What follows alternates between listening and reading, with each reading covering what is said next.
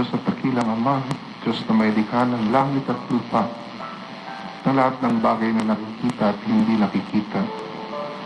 Diyos ni Abraham, Isaac at Jacob. Muli sa gabing ito at sa dakong ito, patuloy ka namin pinupuri at sinasamba sa Espiritu at katotohanan. Pinalawang lahat, sasalamatan sa inyong kabutihan at katapatan. At humihingi kami ng kapatawaran para sa aming mga kasalanan. Abatin niyo po kami ng inyong bagin at palang kamay upang ang lahat ng mga may karamdaman at may sakit inyong ganap na pagalingin.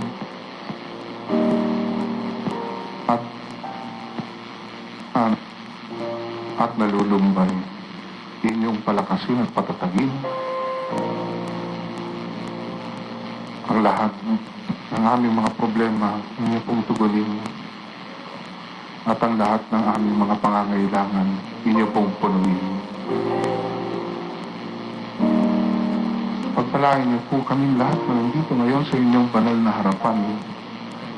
Pagpalain niyo rin po ang lahat na makikinig at makakarinig ng inyong mabuting balita.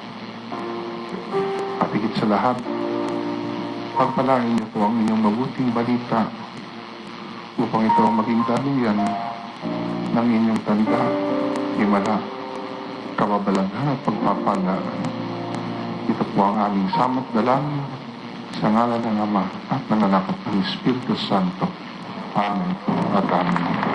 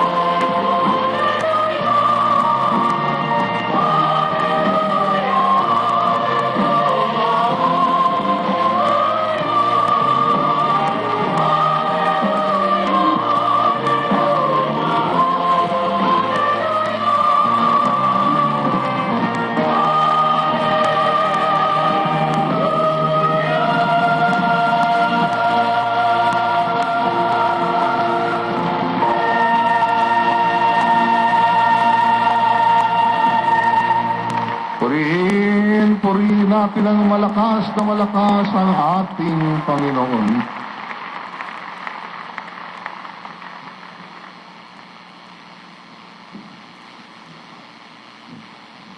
Brothers and sisters, tonight's healing message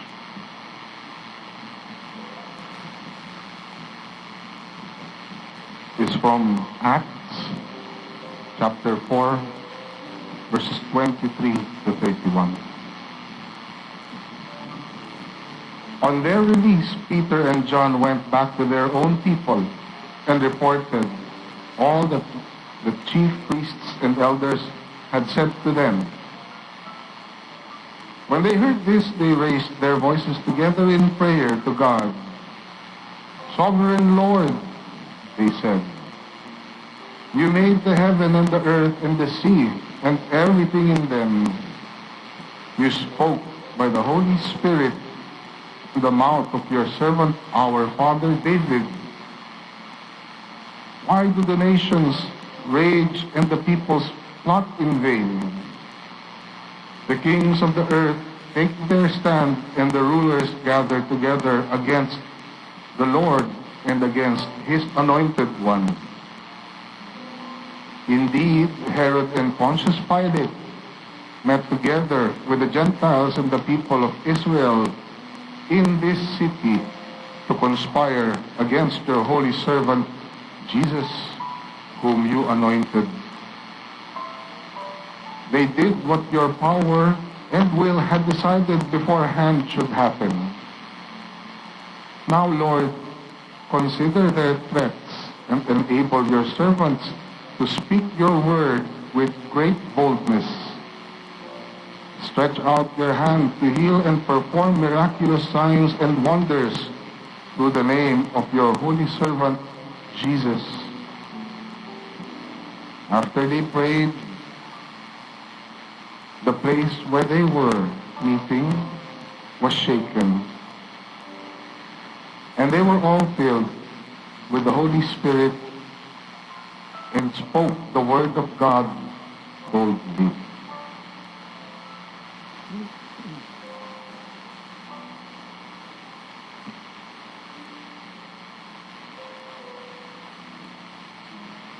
Nang mapalaya na sina Pedro at Juan, sila'y nagpunta sa mga kasamahan nila at ibinalita ang sinabi ng mga punong saserdote at ng matatanda ng bayan. Nang marinig ito, sama-sama silang nanalangin sa Diyos. Sinabi nila, kayo po ang lumikha ng langit, ng lupa, ng dagat, at ng lahat ng nasa mga ito.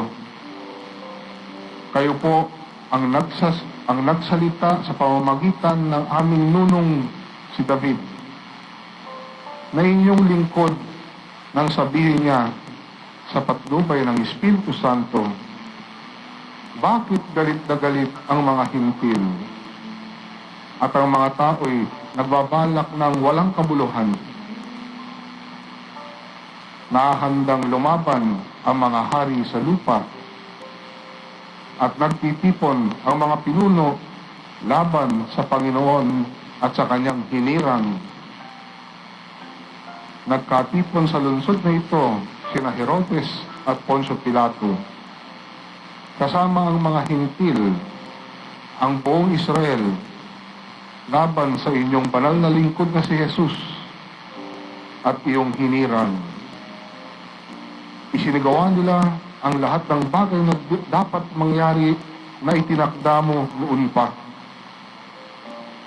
At ngayon, Panginoon, pinagbabantaan nila kami. Tulungan mo ang iyong mga alipin na may pangaral ng buong tapang ang iyong salita. Iunat mo ang iyong kamay upang magpagaling at luubin mo na sa pangalan ng inyong banal na lingkod na si Jesus ay makagawa kami ng mga kababalaghan.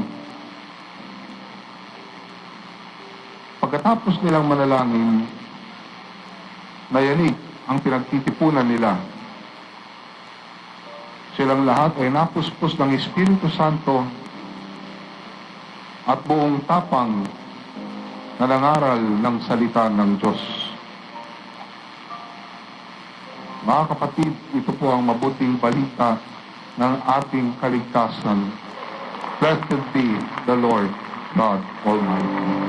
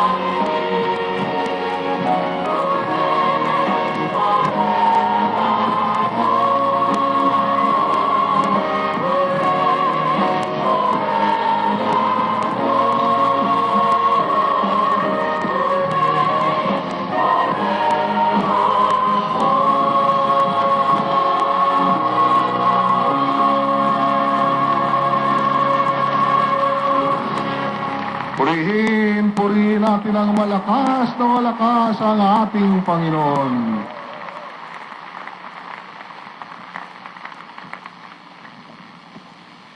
Isang maganda at mapagpalang gabi sa inyong lahat, mga brothers and sisters. Mga kapatid, ibig nyo bang ibuhos ng Panginoon sa atin ang kanyang masaganang pagpapala? Purihin natin ang ating Panginoon.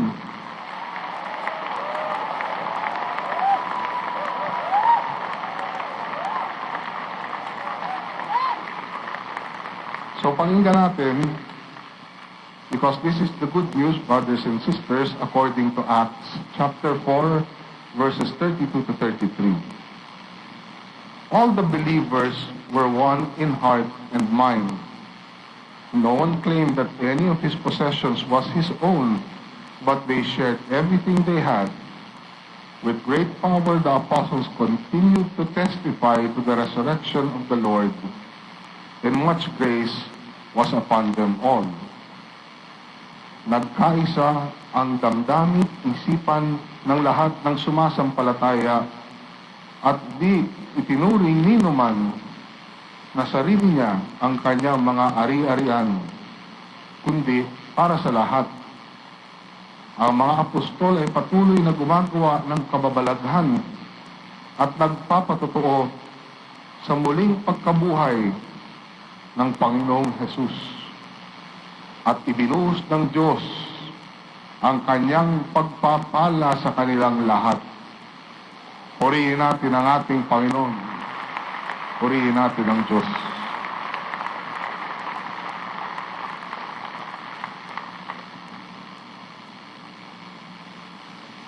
May 4 na matandang lalaki.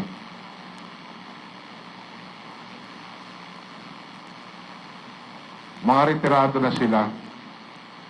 Wala nang ginagawa. Wala na silang ginagawa kundi maglaro ng baraha. Siguro nagtutungit, nagpupuso, hindi ko alam. Basta naglalaro sila ng baraha. Wala na silang magawa eh. Mga retirado na eh. Pero syempre, dahil may edad na sila, isa-isa na silang kinuha ni Lord. Dati 4 sila. So, nabawasan ng isa. Naging 3 na lang. Hindi nagtagal, kinuha na naman ni Lord yung isa. 2 na lang sila. Di yung 2 natira, naglalaro pa rin ng baraha. Sabi nung isa, ano kaya sa palagay mo yung ginagawa nung 2 nauna sa atin? Ang sabi nung isa, siguro naglalaro din sila ng baraha sa langit. Tapos sinabi naman nung isa, may baraha ba sa langit? Pwede bang magbaraha sa langit? So ang sinabi ng isa naman, o mag-promise tayo sa isa't isa. Kung sino man sa atin ang mauuna, dadalawin yung nabubuhay at ibabalita sa kanya kung pwedeng maglaro ng baraha sa langit. Ginagano sila, nag-text man, ayan, promise. Yan. Di nagtagal, kinuha nga yung isa, nauna na. So isa na lang ang natira, nabubuhay. Malungkot siya. Pero, yung nauna sa kanya, tinupad yung pangako. Bago siya matulog, nagulat pa nga siya, nakahiga na siya, biglang nagpakita yung kaibigan niya. Yung multo ng kaibigan nagpakita sa kanya. Tapos sinabi niya, pare, may good news ako sa'yo. Nakakagulat ka naman. Hindi, pangako ko, babalik ako, babalita ako sa'yo, may good news ako sa'yo. Ano yung good news? Pare, pwede maglaro ng baraha sa langit. Talaga? Oo, talaga. Bukas kasali ka. Purihin natin ang Diyos. Purihin natin ang ating Panginoon. At tawagan natin ang ating punong lingkod, si Brother Mike C. Velarde. Kumusta na kayo? I am blessed. Happy, prosperous talaga. Magaling na, mayaman pa, matalino, matuwid, marangal. Wagas na pag-ibig, malaya, mayapa, kalooban, maginhawa, ang matutunan.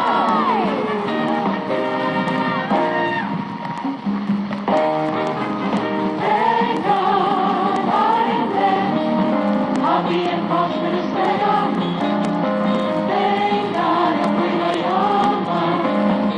Matalino pa. Thank God ako'y marangal at matuwid na. Thank God happy, pag-ibig ko'y wagas na. Thank God I am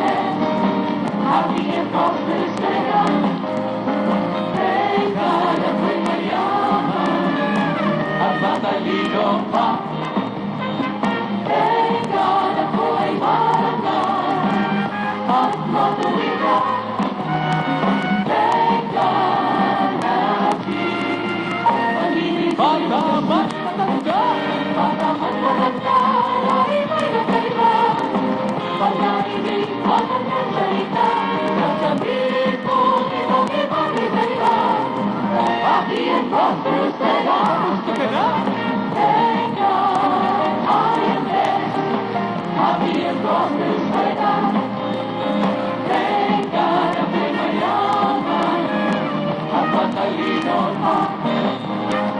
Thank God ako'y marangal at matuwid pa. Thank God happy. Barangay Siyudad. Pagkay El Shaddai, pagkay Bigay, sa simpleng ligo mahabaw ang buhay. Si El Shaddai, pinagtututunay sa Diyos, happy and prosperous tayo. Thank God I am blessed, happy and prosperous tayo. Thank God ako'y mayaman at matalino pa. Thank God ako'y marangal at matuwid ka. Thank God happy. Pag-ibig ko'y Barangay Siyudad. Pagkay El Shaddai, pagkay ng bigay, sa pinili umahabaw ang buhay. Si El Shaddai, pinutulungan sa Diyos, happy and prosperous tayo. Thank God I am blessed, happy and prosperous tayo. Thank God ako'y mayaman at matalino pa. Thank God ako'y marangal at matuwid ka. Thank God happy. Pag-ibig ko'y wagas na. Thank God I am blessed, happy and prosperous tayo. Thank God ako'y mayaman at matalino pa. Thank God ako'y marangal at matuwid ka. Thank God happy. Pag-ibig ko'y wagas na. Happy and prosperous tayo. Happy and prosperous tayo. Thank God I am blessed, happy and prosperous tayo. Magaling lang, mayaman pa, matalino, matuwid, marangal, wagas ang pag-ibig, malaya, kaya kalooban, maginhawa, at matagumpay. Purihin ang Panginoon. Sinong ibig buhusan ng pagpapala? Aniwala kayo? Okay, yung ibig buhusan ng pagpapala, yuyuko ng 3 ulit, sabilang kong 3 at sasabihin, I am blessed, I am blessed, I am blessed. Sabihin nyo nga. Sasabihin niyo yan pagdating doon sa tuhod ng inyong ulo. Okay? 1, 2, 3.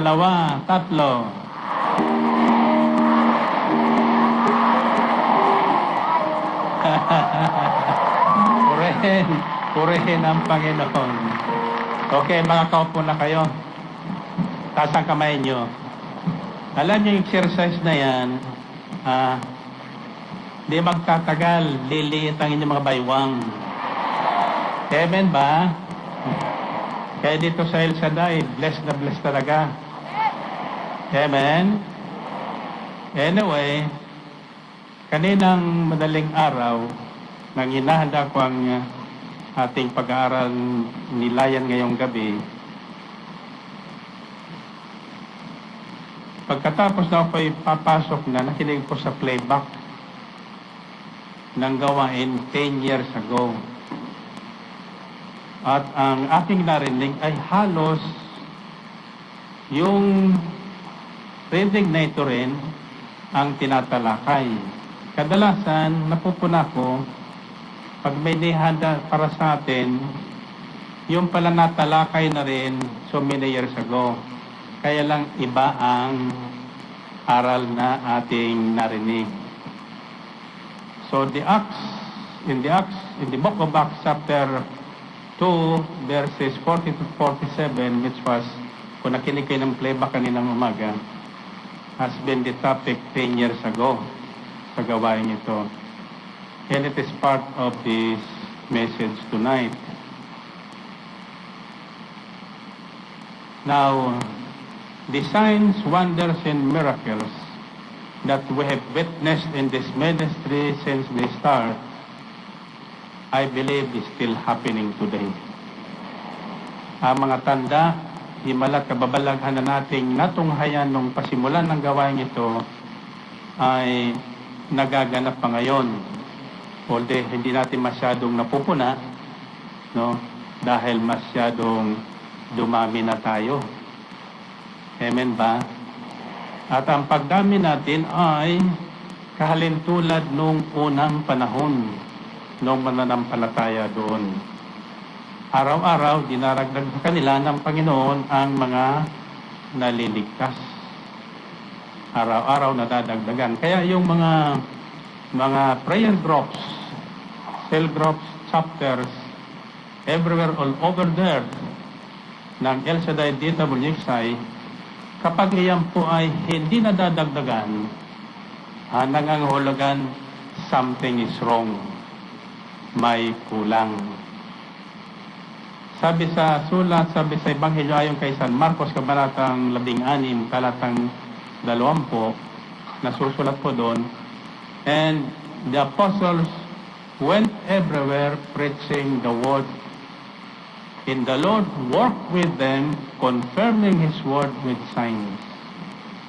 At sinamahan sila ng Panginoon sa kanilang pangangaral at pinatunayan niya ang kanilang pinangangaral na salita sa pamagitan ng mga tanda, himala at kababalaghan.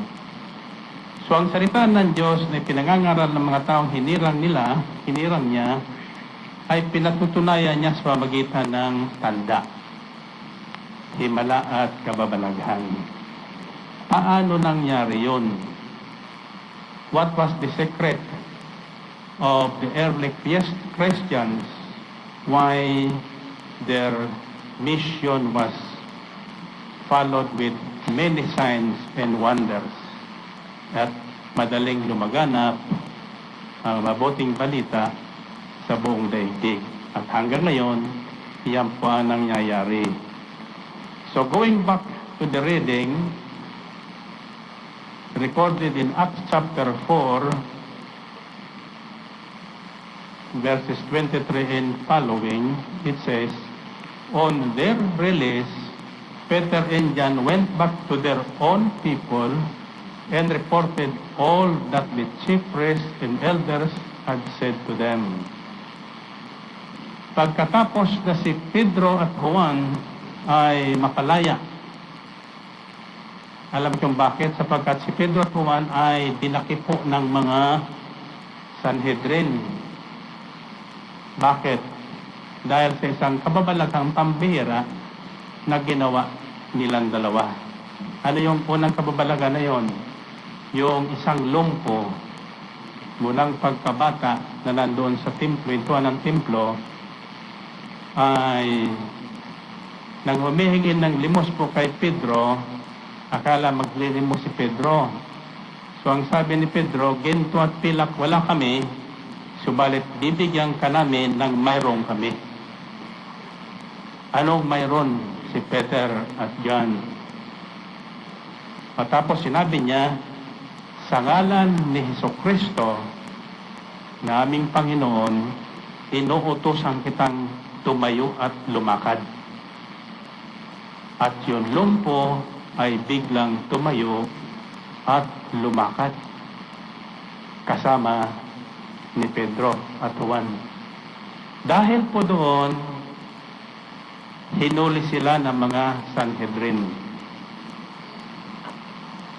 So kumalat ang balitang yon. So sabi doon sa previous in chapter 4 verses 13 and following, it says, when they saw the courage of Peter and John and realized that they were unschooled, ordinary men, they were astonished and they took note that these men had been with Jesus. So nakita nila ang ginawa ni Pedro, nagtaka sila sapagkat si Pedro at Juan mga pangkaraniwang tao, mga walang pinag-aralan, mga walang sinabi sa kanilang lipunan. Subalit ang kanilang nagawa ay isang pambihirang bagay na hindi nagagawa ng mga marunong na Sanhedrin at mga Parisiyo. Kaya ngayon, pinatawag sila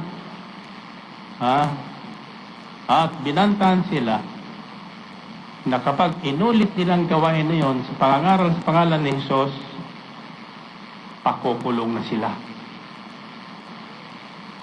Subalit, ang sabi ni Peter, judge for yourselves whether it is right in God's sight to obey you rather than God. Sabi ni Peter, kayo na lang magsabi, halimbawa tama, sundin ang sinabi ng tao o susundin namin ang sinabi sa amin ng Diyos.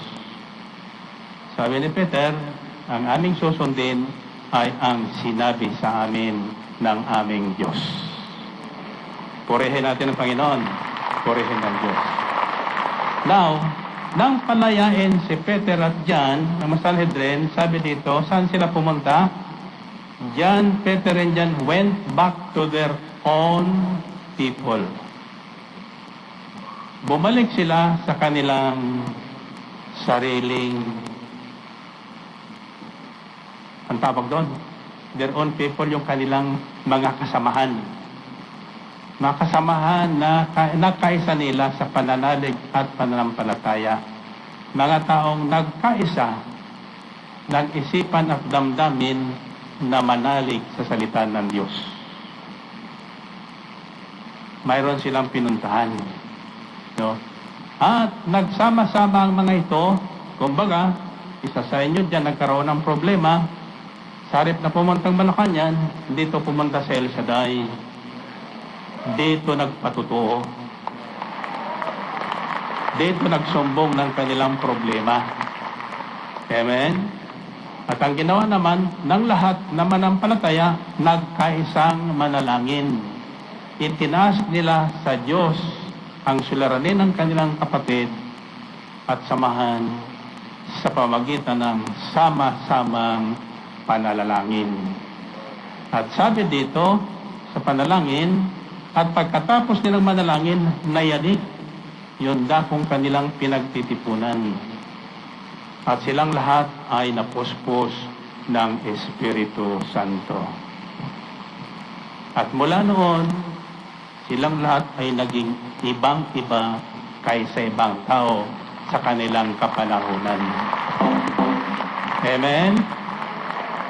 Now, is this possible? For now. Anong mayroon sila? Anong sekreto nila? Anong sekreto ng mga unang mananampalataya?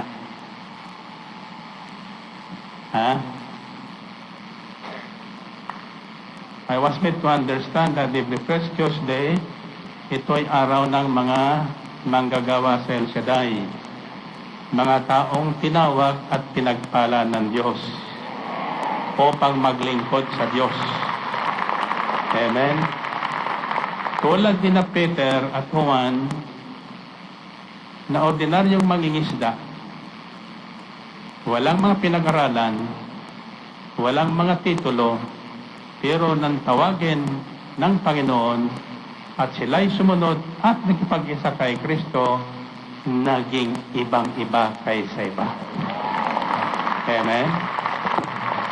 Sa tingin ko, bawat salitang binitawan ni na Pedro at Juan at ng mga taong kasamahan nila, sinusundan ng tanda, himala at kababalaghan ng Diyos. Bawat eme nila, may himalang nangyayari. Bawat palakpak nila, may gumagaling na may sakit. Amen? Ang tanong ay, ano ang sekreto nila? What was their secret? Why were they able to proclaim the Word of God boldly and confirmed by the Lord God with signs, wonders, and miracles. Ano? Sigaw nyo. Ha? Pagkakaisa. Pagkakaisa. Pakikipag-isa. So, for everybody all over the world and all over the Philippines, may I say this again. Ang gawain ito ay hindi po gawain ni Brother Mike. Ako rin ay tulad niyong walang malay na tinawag ng Panginoon. Subalit ako po'y nanalig at nanampalataya na ang Diyos na tumawag sa akin ay isang Diyos na nagagawa ang lahat ng bagay. Kaya lang, as we go on with our little knowledge, gumagawa ang Diyos na hindi natin alam sa pamagitan din natin na kanyang mga tinawag. Ang sekreto ay pagkakaisa. Kapag tayo ay nagkaisa ng isipan at damdamin, pagkatapos na marinig natin ang salita ng Diyos na tinuturo sa atin, narinig natin, nanalig tayo ng buong isip, buong puso, at nagkaisa tayong isabuhay ang salitang iyon, susundan ng Diyos ng tanda, himala at kababalaghan. Amen? Now, mahirap po makipag-isa. Mahirap makaisa ang isang taong di naman natin kilala. Ang isang taong lalo na mas mataas ang pinag-aralan sa atin. Mga taong maraming nalalaman, maraming pinag-aralan sa daigdig na ito na hindi naman masama ang pag-aaral, kundi hindi iyon nasusundan ng tanda, himala at kababalaghan sapagkat kulang ng isang bagay. Kulang ng isang bagay. Iba po yung pagkakaiba ng naniniwala sa nananampalataya. Kayo naniniwalang may Diyos? Sinong naniniwalang may Diyos? Naniwala ba kayong may baraha sa langit? Ay bumalik eh. Alam mo, hindi langit napunta noon, napunta yun sa City of Dreams. Na naginip lang yun. Amen? Ayun po ay mga talinghaga po yung binabahagi sa atin na kung ating pagninilayan ay may mensahe sa likod noon. Sabi nga ng Panginoon Kristo sa kanyang mga lagad noon, kung hindi nyo naunawaan ang mga bagay dito sa libutan na ating pinangangaral sa inyo, tulad ng mga ibon, tulad ng binhi, ng mustasa, paano nyo maunawaan kung ang aking ibabahagi sa inyo ay tungkol sa langit na hindi pa naman kayo nakarating doon? So bago kayo makarating sa langit, dapat paniwalaan nyo yung salita na nanggaling sa langit. Ang salita ng Panginoong Kristo sapagkat wala pang ibang nanggaling sa langit, kundi siya na bumaba rito upang ipakilala ang Diyos na hindi natin nakikita. Amen ba? Sa pamagitan ng pagkakatawang tao ng salita ng Diyos, wala iba ng Panginoong Kristo, nakita ng tao ang Diyos na hindi nakikita. Ipinakita sa pamagitan ng Panginoong Kristo nang siya po ay namuhay bilang isang tao.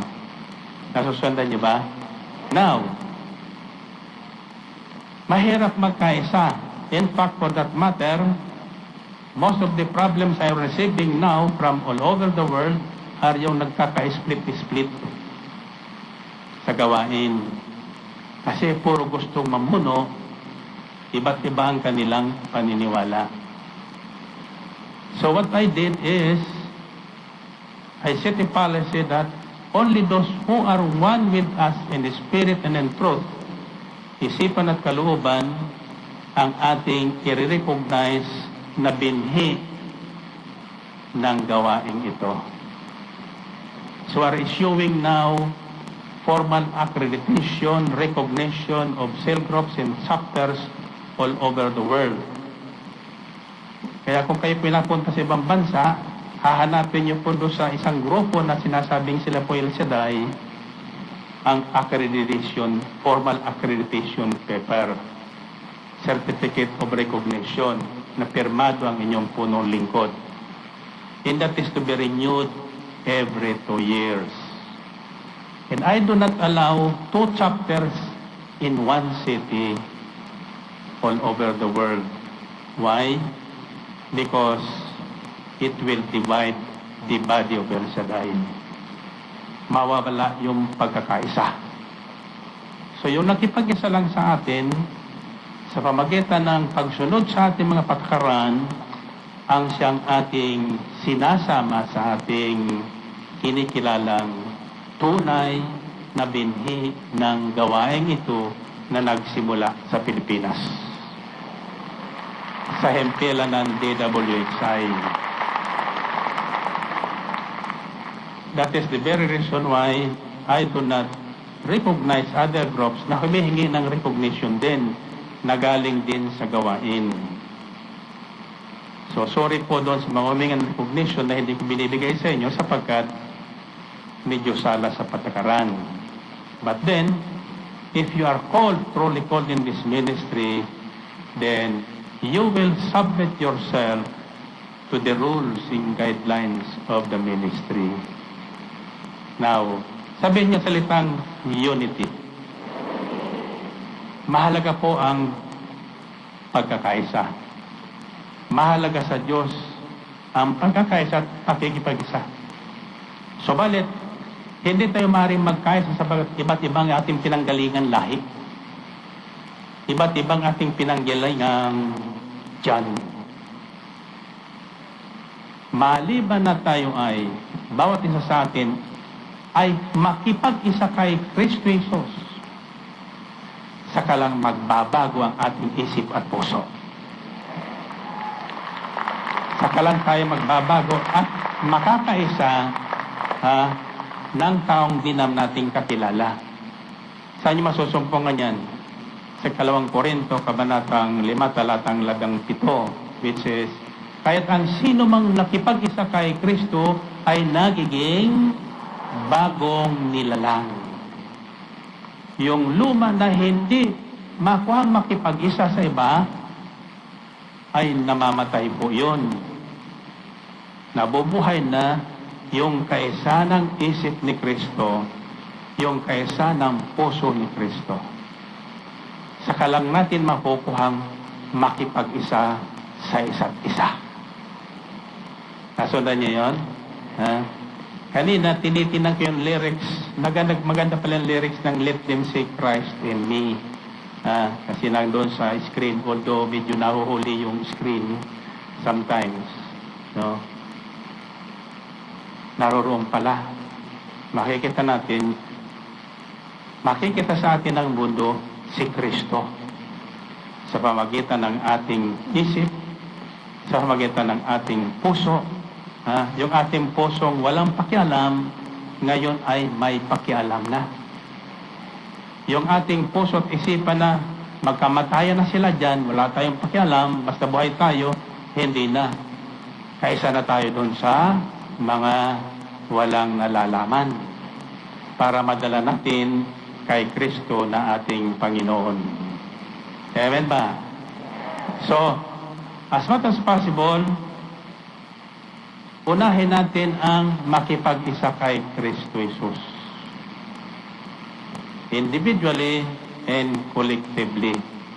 Makaisa natin si Kristo sa isip at puso, sa layunin at diwa ng kanyang misyon nang siya po ay bumaba dito sa lupa. Amen? Paano nakaisa ng tao si Jesus? Iniwan ang kanyang pagka-Diyos. Hinubad ang pagka-Diyos. na bagamat siya'y mayaman, nagpakadukha upang sa pamagitan ng kanyang karukhan, tayo mga dukha ay magsiyaman sa pamagitan ng ating pananalig at pananampalataya. Upang sa pamagitan ng ating pagkikipag-isa sa Kanya, tayo mga makasalanan ay maging banal at kalugod-lugod sa mata ng Panginoon. Amen? Now, question is, what does unity provide? Pag tayo nagkaisa, dito sa ating gawain, unang-una ay marami nagtatawa doon sa ating 1 plus 1 equals 3. No? Ano ba niyan? Sinisira nitong bilarding ito ang arithmetic. No? Yung ordinaryong arithmetic. Kaya lang, sa mga tao na nakipagsa kay Kristo, may ibang arithmetic si Kristo. Amen? Hindi na 1 plus 1 equals 2, kundi 1 plus 1 equals 3 sapagkat saan mang may dalawa na nagkakaisa ng isip at puso, kasama si Jesus. Kasama si Jesus. So, there are 4 things I'd like to share with you about unity according to the Bible. Unity among believers invites God's presence in them, thus making their prayer powerful and effective. Unity among believers invites God's presence among them, making their prayer powerful and effective. Ito po ang tinunghayan natin. Bumalik si Pedro at Juan doon sa kanilang makasama na kaysa nila sa isipan at puso sa pananalig sa Panginoong Hesus, at sinamahan sila ng Diyos. Pinosposin ang lahat ng Espiritu ng Panginoon.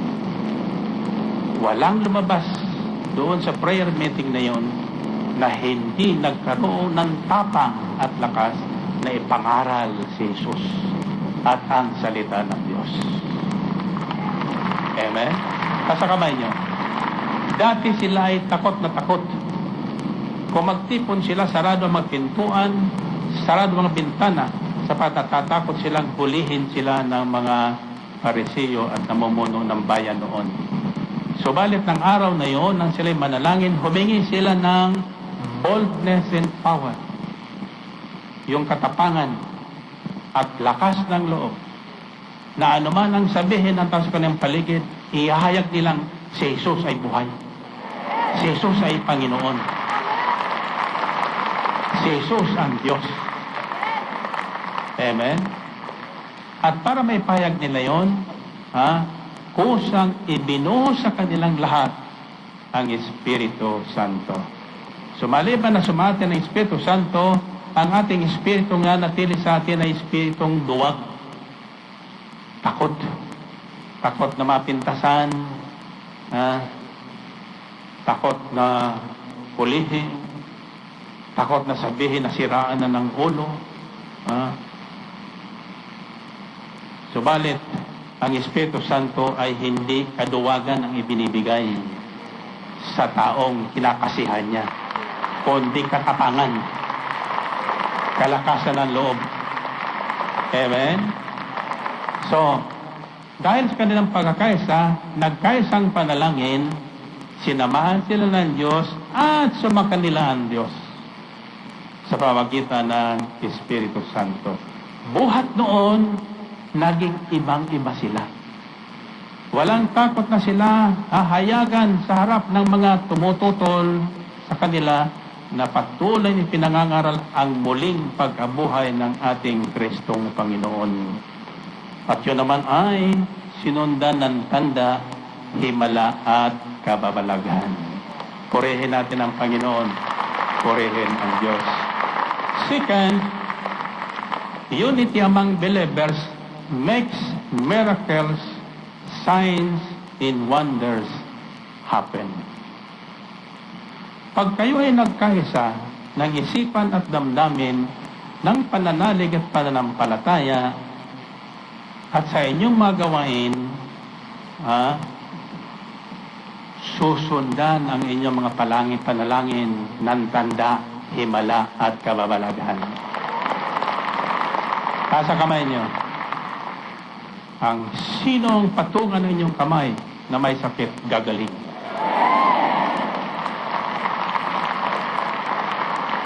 Ano mang hipuin ng inyong kamay, pagpapalain ng Diyos. Amen ba? Iyan ang kapangyarihan ng pagkakaisa. In Macau, I was informed that many pastors from other groups were present doon sa gawain. In fact, some of them introduced themselves to me. And one of the topic that I shared is this one, pagkakaisa. Yung sinabi sa Genesis ng Panginoon, from the beginning, God is not blessed with one. It is not the plan of God for us to be alone. Kaya tayo binigyan ng angkop na katulong. Sabi niya doon sa Genesis, it is not good for man to be alone. I will give him a suitable helper. Nakalagay doon. Normally, nirelate natin yun sa tungkol sa pag-aasawa ng lalaki at babae. Hindi lang yun ang layunin doon. Ang layunin ng Diyos ay magkaroon tayo ng katulong, katuwang sa lahat ng panahon. Sapagkat kapag mayroon tayong makakasama, nakakaisa sa ating isip at puso, magaan ang lahat na gawain. Magaan ang lahat na gawain. Magaan dalhin ang lahat na suliranin na darating sa atin.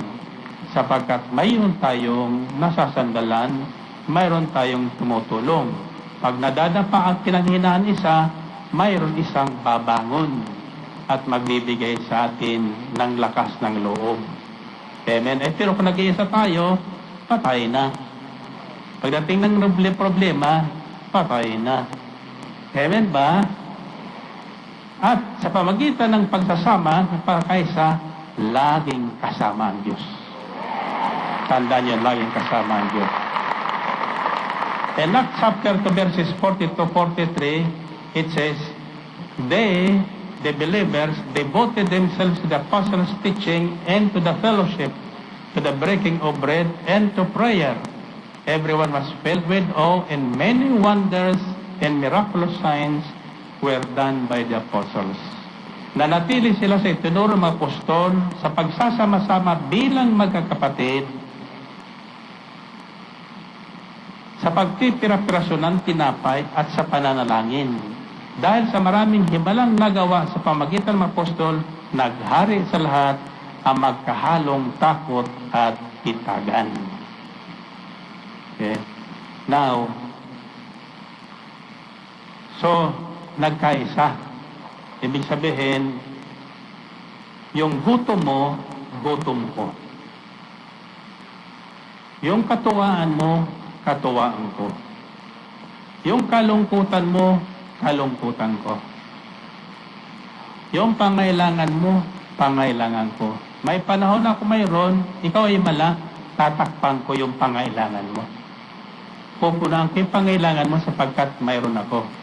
Pagdating ng panahon naman ako'y nawalan, ikaw ay nagkaroon, ako hindi rin mawawalan sapagkat bibigyan mo rin ako sa pamagitan ng pagpapalang ibinigay sa ng Diyos. Amen? So, mahalaga talaga yung pakakaisa. Ngayon, ang problema ay, bagay brother, may paano kung makikipag-isa kung di ko na nagugusto ng mukha ng coordinator namin? O hindi ko na nagugustuhan yung mukha ng preacher na pidala mo sa amin? Pag tayo tumingin sa mukha ng tao, ayon sa kanyang mukhang ipinakikita, mahirap nating makaisa yun. Ang secret ay ganito, pag mong tignan ang mukha niya, tingnan mo ang mukha ni Kristo sa mukha niya. Amen? Huwag mong titingnan yung bulsa niya. Tingnan mo yung bulsa ni Kristo na napunta sa bulsa niya. Amen? Kasusundan niyo ba? Okay. Sabi niyo pagkakaisa. Ito sana babanggitin ko sa Sabado, pero babanggitin ko sa inyo, kasi malaga ito sa mga manggagawa. Ang isang aral dito, na hirap tayo magkaisa, ay ano? Yung paulit-ulit na dinidikti ko sa inyong aral na hindi makuhang paniwalaan ng iba. Hindi ko naman aral ito. Aral ng Panginoon ito. Para ibuhos sa atin yung masaganang pagpapala na hinahanap natin. Anong aral yun? Nakasan nyo? Okay, ganito yan. Sa mga hindi naniniwala sa aral na yun, sa mga hindi nakakaisa sa isipan at puso sa aral na yon, pag naririnig nyon, ang wika nila, naku po, ikapo na naman. Pero sa mga taong naliwanagan ng isip at puso, ang sagot nila ay, ito na po. Ito na po ang aking kailangan. Sa halip na naku po, ang sagot ay, ito na po. Ito na po ang aking hinihintay. Ito na po ang aking gagawin. Sapagkat ito'y sinabi ng Diyos, hindi ni Brother Mike. Kaya lang, nakikipag-isa na ako kay Brother Mike ayon sa sinabi ng Diyos. So nagsimula silang mag-ikapo. Ano ang naranasan nila? Masaganang pagpapala. Ay yung mga taong ang sagot ay nako po, hanggang ngayon ay nako po talaga. Purihin natin ang Panginoon. Purihin ang Diyos. Sigaw niyo muli ang pagkakaisa. Okay. Ito madalas ko, pag nandito ko sa entablado, maraming tinuturo sa akin ng Espiritu ng Panginoon, hinahayag ko naman ng will boldness. Isa kung sino ang makikinig dyan. Actually, pag ako'y nakikinig na sa sarili ko, lalo sa telebisyon, kinikilabutan ako. Oo, nahihiya po ko. Sabi ko, ano sinabi ko yun? Ano? May naniniwala kayo sa kanila. Lalo nang malaman ko na mga nanonood sa ating telebisyon ay hindi lang mga ordinaryong tao.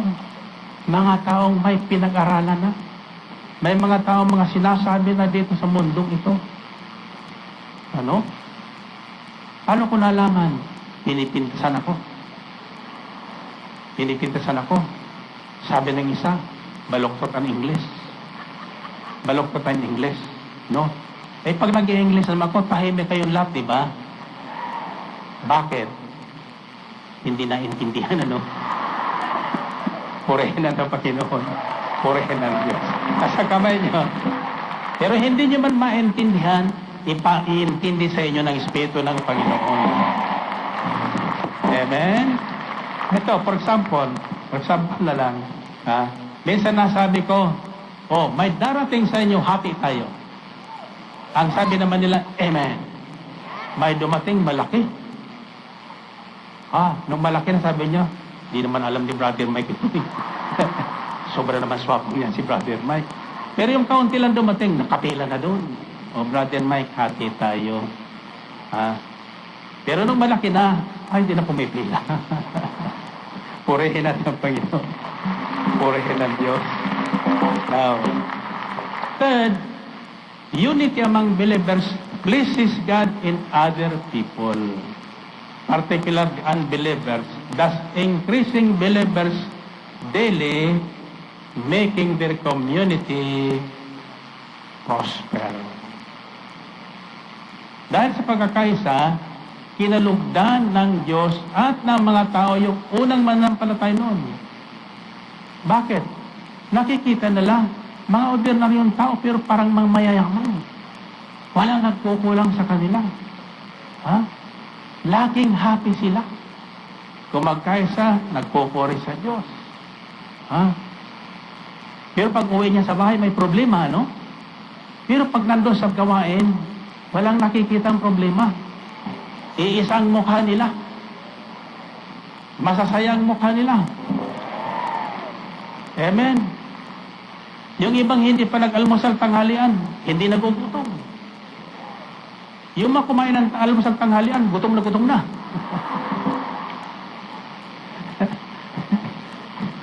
Nasusunod niyo ba yun? So, sabi sa Biblia, all the believers were together and had everything in common. Selling their possessions and goods, they gave to anyone as he had need. Every day, they continued to meet together in the temple courts. They broke bread in their homes and ate together with glad and sincere hearts, praising God and enjoying the favor of all the people. Thus, the Lord added to their number daily those who were being saved. So may inakay ka. May inakay ka sa prayer meeting nyo. Ha? Naakay mo yun. Kaya lang pagdating sa prayer meeting, nag-away-away kayo ng mga workers doon. Ano sa tingin niyo? Babalik pa yun? Hindi na. Hindi na. Pero kung bagong akay, nakita nilang, ang sasaya nila dito. Hati-hati sila. Lahat sila kumakain. No? Kagaya ng kwento nung isang coordinator. Naghanda ng malaki. Magandang handa ng spritzer. Naghanda ng bangus. Gustong-gusto nung anak niya. Gusto nang kumain yung bata. Ang sabi ng nanay, anak, paunahin natin ang disciple. May matitira naman dyan. Yun atin pagpapalain tayo sa tira ng mga disciple. Saka gagaling ka dun sa tira. So nagbantay yung bata. Ha? Kumain. Naubos na yung kalahati ng disciple. Tapos binaliktad. Sabi ng bata, Nay, binaliktad na yung bangus. Puri na sa Panginoon. Puri na Diyos. Pagkatapos pabaliktad, ako naubos. Pati yung tinik. Sabi ng bata, Nay, umiiyak na Nay. Sabi niya, pati tinik, wala na po. Puri na ng Panginoon. Puri na Diyos. Hallelujah. Kaya pinagbawal ko na yung mga handa-handa ng maluluhong handa. Bakit? Ina-alteration ng ating mga preacher. Oo. Maraming na-alteration yan. Nalaman ko na, na-atake na. Hallelujah. Kung anong pinakakain nyo kasi kanila. Ano? Hallelujah. Kailangan, gusto niya ng kwento, sa Hong Kong, many years ago sa Hong Kong, tapos ng gawain, handa na, maraming handa din ka doon sa plot. Ha? Ito na si Sierra, Davis, coordinator noon. Agad-agad, dokpang doon sa handa. Ano? Yung kanyang tinidor, nandun na sa isang malaking isda. Tapos katay-tay muna, kakotay muna, manalangin muna tayo. Tapos kapamakamay nyo. Manalangin tayo ng the Lord's Prayer. Ay, gutom na sila.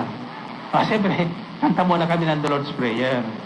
Pagkaraan tapos ng Lord's Prayer, dadakman na naman sila. Sabi ko, magsalmo muna tayo. Puri na na, Panginoon. Puri na. Kaya, pag nagkakaisa kayo, masaya kahit gutom na. Amen. Hati-hati, damay-damay sa gutom. Damay-damay sa pagkabusog. Hindi nga ba, dumudukot na. Kaya pagtapos, pagdatong lima, wala, tinik na lang na iwanan. And finally,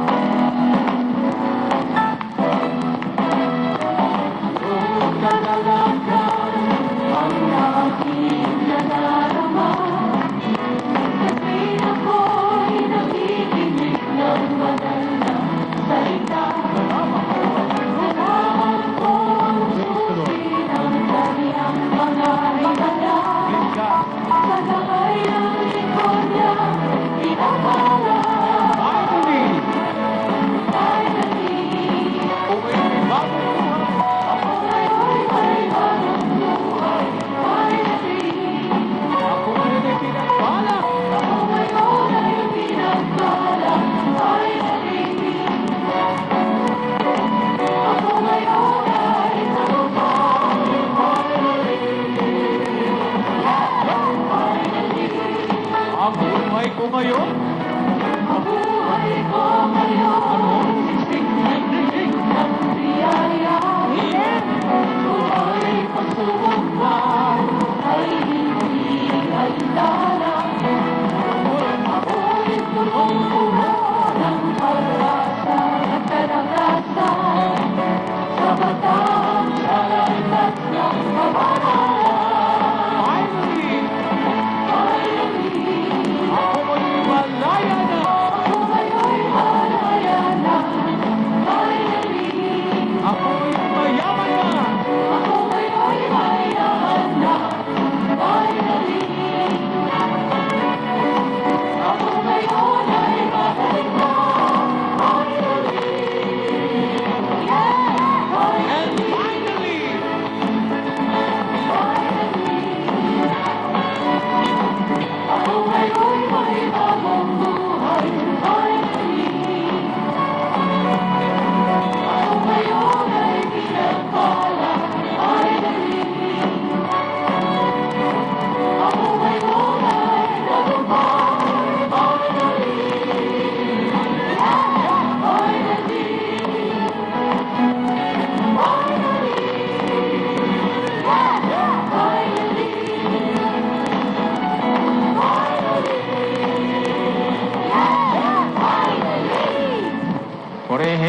purihin ang Panginoon. Okay. Kayo ba may mga prayer request din? Ilabas na yung prayer request. Ha? At lahat ng yung daladalahan. By the way nga pala, yung mga dinadala nyo sa gawain na ipinapanalangin natin, tulad na mga sandwiches, tubig, drinking water, huwag yung inuubos dito. Ha? Iuwi nyo para naman yung mga hindi nakarating na kailangang abutin ng biyaya ng Diyos, makabahagi din sila. Tulad ng bottled water, di ba? Total, pala kailangan naman natin araw-araw niyan, bumili na kayong marami at iuwi nyo. Pagkatapos na naimitas natin sa Panginoon, lahat yan ay nagiging sangkap ng ating pananampalataya. Ang Diyos natin mahilig gumamit ng mga bagay-bagay na sa tingin ng tao katawa-tawa. No? Pero wag ka. Mga bagay na ordinaryong tao tulad ni Pedro at Juan at tulad natin kapag nakaisa ni Kristo, nagiging extraordinary. Amen ba? Sabihin niyo, Panginoon, sa araw na ito, ako po ay taos-pusong nakikipag-isa sa inyo, sa isip at damdamin, at sa aking kapwa. Loobin niyo nawa na simula sa araw na ito, ako ay maging isa at kaisa ng lahat na sa iyo ay nananalig at nanampalataya. Nang sa ganon, kahit sa panahon ng kawalan, hindi ako mawawalan. Amen? Amen. Okay, sabay lang kung tatlo, upo tayo muli at ako'y magsisimula na. Isa, dalawa, tatlo. Okay. Now, I'm sharing with you the importance of unity, pagkakaisa. Ang kapangyarihan ng Diyos ay kumikilos sa 2 o 3 taong nagkakaisa. Pero, ano ang nangyayari sa taong nakipag-isa kay Kristo at nakikipag-isa sa mga taong nakipag-isa rin kay Kristo? Ano nangyayari? Ha? Gusto niyo malaman? Ang taong nakikipag-isa kay Kristo at sa kanyang kapamanampalataya ay nagiging prosperous and generous. Narinig yun? Nagiging generous and prosperous. Prosperity starts from generosity. Ano ba yung generous? Mapagbigay. Mapagbigay.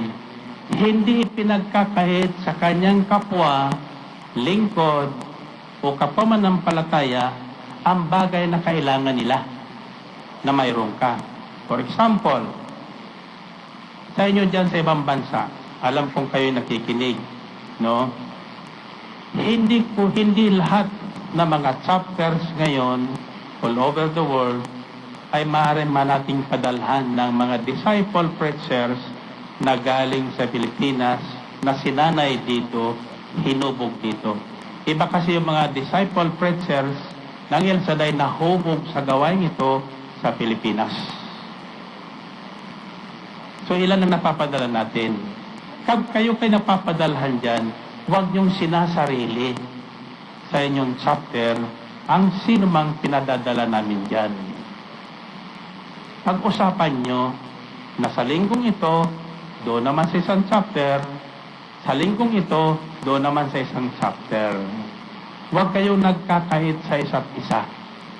Hindi kalooban ng Diyos yun. Ha?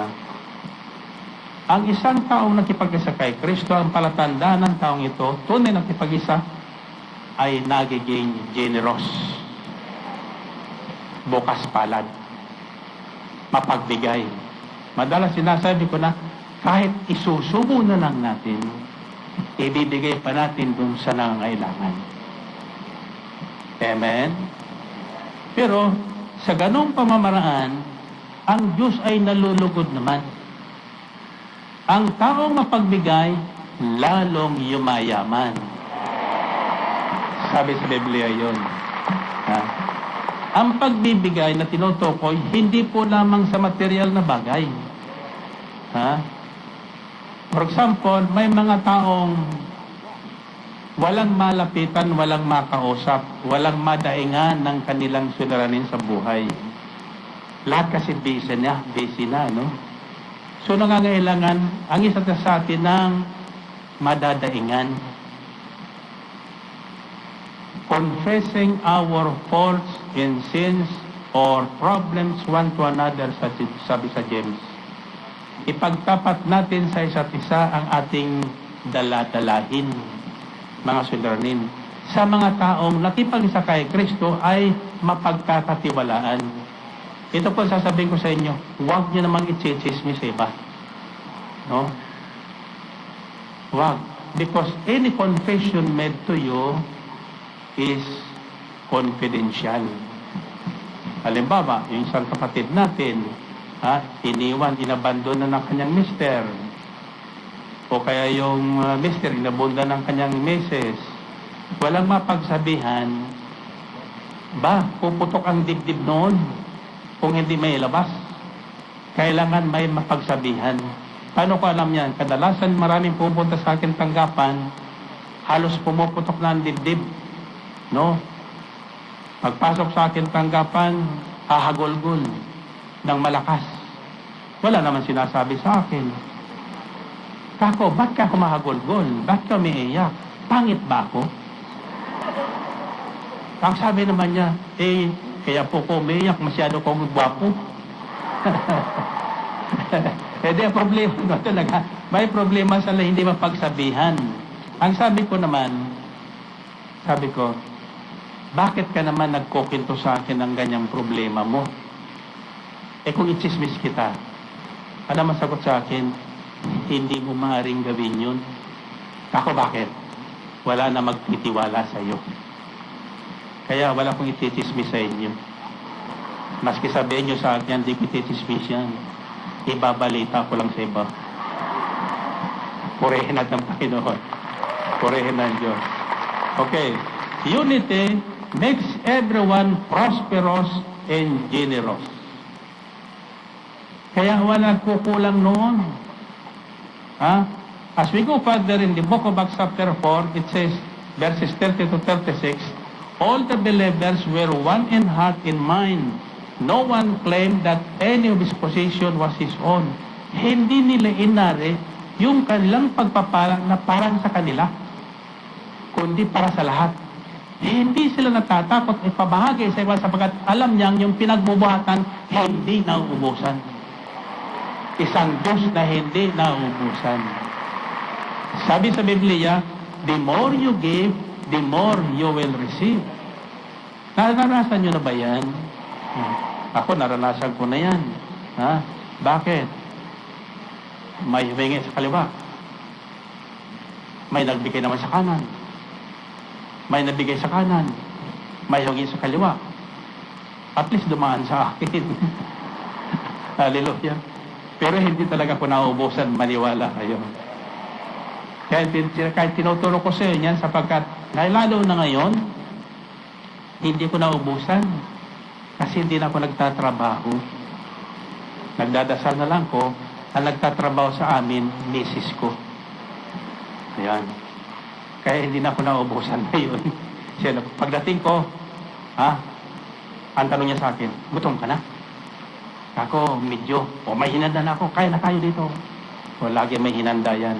Kaya, nagbabawi siguro. Sabi ko, after so many years, totoo na yata ito. All the believers were one in heart and mind. No one claimed that any of his possessions was his own. But they shared everything they had. Pinaghati-hatian nila kung anong mayroon sila. With great power, the apostles continued to testify to the resurrection of the Lord Jesus, and much grace was upon them all. Ibinuhos sa kanila ng Panginoon ang masaganang pagpapala. There were no needy persons among them, for from time to time, those who owned lands or houses sold them, brought the money from the sales, and put it at the apostles' feet, and it was distributed to anyone as he had need. So lahat yan, Joseph, a Levite from Cyprus, whom the apostles called Barnabas, which means son of encouragement. Nagkaisang damdamin at isipan ng lahat na sumasampalataya at di tinuring ninuman na sarili niya ang kanyang mga ari-arian, kundi para sa lahat. Ang mga apostol ay patuloy na gumagawa ng kababalagan at nagpapatuto sa muling pagkabuhay ng Panginoong Hesus, at ibinuhos ng Diyos ang kanyang pagpapala sa kanilang lahat. Narinig niyo? Nasa kamay niyo. Kamay niyo. Ulitin ko ng dahan-dahan ito. Maganda ito eh. At, asa na yun? Ibinuhos ng Diyos ang kanyang pagpapala sa kanilang lahat, walang nagdarahop sa kanila. Walang nagdahop sa kanila. Walang nagkulang sa kanila. Walang nagutom sa kanila. Kahit sa panahon ng kawalan, walang nawawalan. Purihin natin ang Panginoon. Purihin ang Diyos. Tapos na ako. Hallelujah. Okay. Gusto niya ng kwento? Ako ay nagtataka talaga ngayon. Nakalma ko na kwento ko ba itong pagdating galing sa Hong Kong? Hindi pa, no? Noong Sabado, hindi ko sa inong kwento. Magkasunod yung gawain sa Hong Kong at saka Macau. Sabado yung Hong Kong, Macau kinabukasan. So, yung schedule ko talagang mahigpit. Pagkatapos ng mga 3:30 doon sa Hong Kong, naka-schedule kaming lilipat ng sasakay ng jet foil papuntang Macau ng alas 7 ng gabi. So, a matter of 2 hours lang aking pahinga. Sabi sa akin, Mr. Belen, bukas na lang tayo. Ha? Pero naman, kung papumukas, kung may naghihintay sa akin nung gabing yun doon sa Macau, na matagal ko ng kaibigan na nag-alok na siyang magbibigay sa amin ng hotel at pagkain. So naisip ko, libre na ito, hindi nagagastusin dito ng ministry. Ano? Ika ko, total mayaman naman ito. Pero naisip ko naman, kasi pag Chinese New Year, naku, ang haba ng pila dyan sa immigration at saka doon sa customs. Dyan sa Hong Kong at saka doon sa Macau. So isip ko sana, kako, oo nga naman, paunahin ko na yung iba. Mahuli na lang kami sa Kirbiling kinabukasan. Siguro maintindihan nila. Pero naisip ko, sabi ko, ano kaya? Baka naman kako, wala ng tao. Inisip ko lang, sabi ko, sa kanalod ka ako, ayaw ko nang pumipila. Kasi nagugutom ako sa pila. Nangangatog ang tuhod ko sa pila na matagal. Pipila ka sa immigration, pipila ka doon sa custom, pipila ka pa doon sa sakyan. Iyan experience ko dyan sa Macau eh. Kaya minsan naisip ko na kasi wala na bang silang pwedeng gawin kasi pag-araw lang ng panahon lang ng Chinese New Year ko na napupuntahan. Kung kailan naman talaga ang daming tao pumupunta doon kasi nandoon yung makasino sa Macau. Anyway, yung aming ticket ay 7:15. So sabi ko, alis na tayo doon sa flat ng 6:15. Meron tayong isang oras na palugit. Baka tayo matraffic pa. Saka ako pipila. Alam nyo, pagdating namin doon sa ferry, istasyon ng ferry, pagdating namin doon sa immigration, walang katao-tao. Walang pila. Hallelujah. For the first time, after so many years ko niyang pabibiyabay dyan sa Hong Kong sa Macau na yan dyan, walang pila. Ha? Inanda talaga ng Panginoon. Walang pila. So, ngayon, ilan lang kami doon. Pagkatapos, mayroon nakalagay doon, permanent resident. Dito naman, visitors. Doon sa permanent resident, walang pila rin.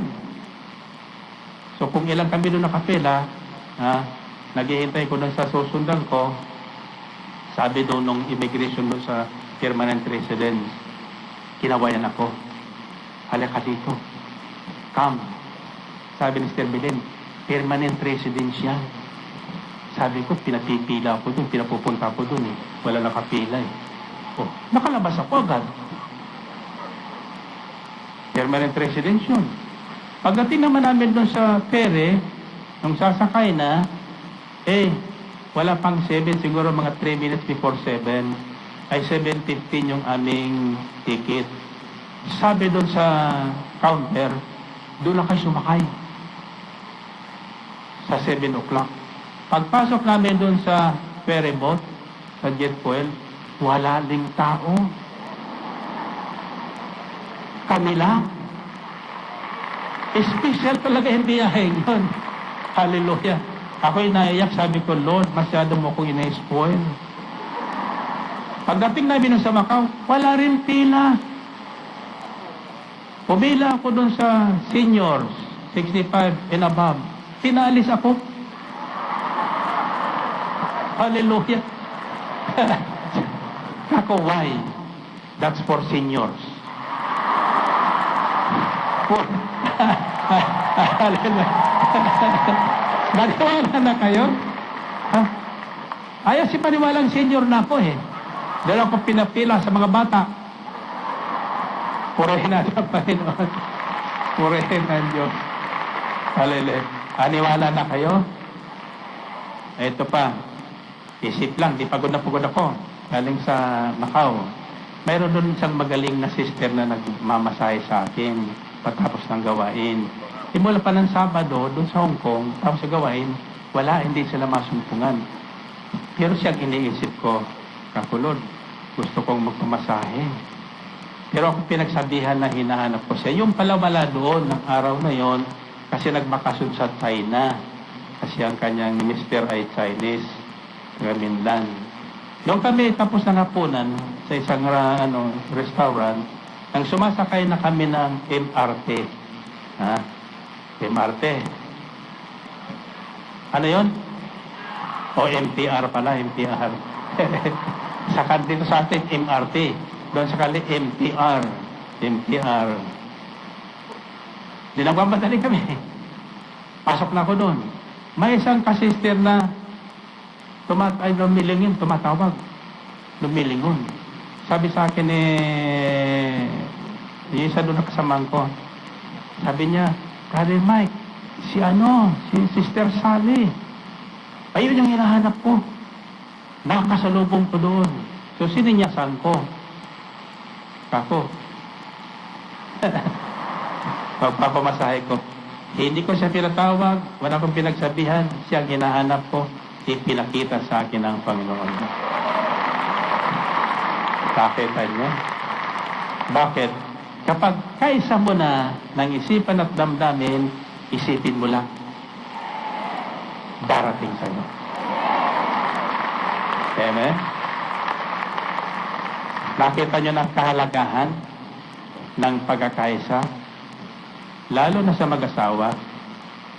Kapag kayo ay nagkaisa ng panampalataya, ng isipan at damdamin, mag-aaway kayo, bakit hindi? No? Pag inaaway ka na, huwag kang kikibo.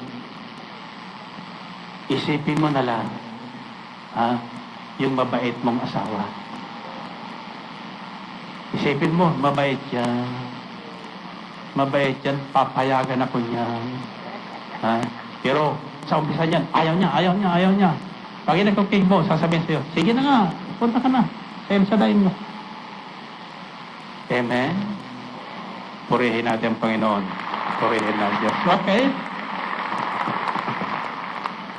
Ano lang ngayong gusto nyo gawin? Tayo na tayo. Tapos na ako. Ayaw yung tayo. Tuloy ko makalis-alis dito. Mabuti kayo, nakaupo ako, nakatayo dito. Find your partner. Sasabihin mo sa partner mo, gusto mong pagpalain? 1 plus 1. Okay. Anong gagawin mo kung gusto mo pagpalain? Ano sasabihin sa pangalawa? Magkaisa tayo. Okay. 1 plus 1. 3 plus 3.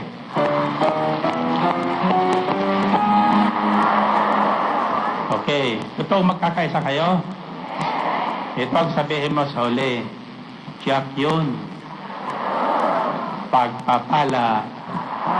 Bobo sa atin. Ulitin nyo nga. 1 plus 1. 3 plus 3.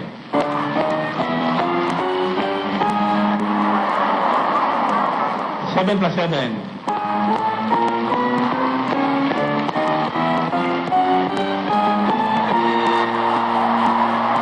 Okay. Pasang kamay. Pasang kamay. Okay.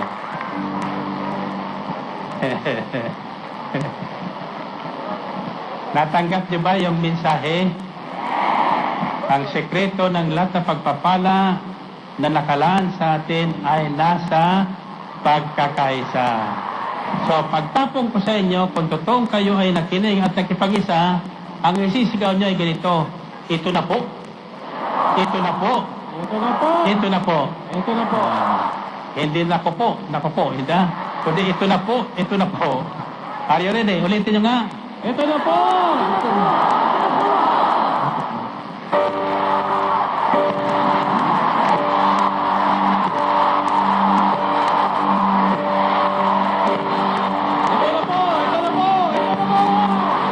God bless you all.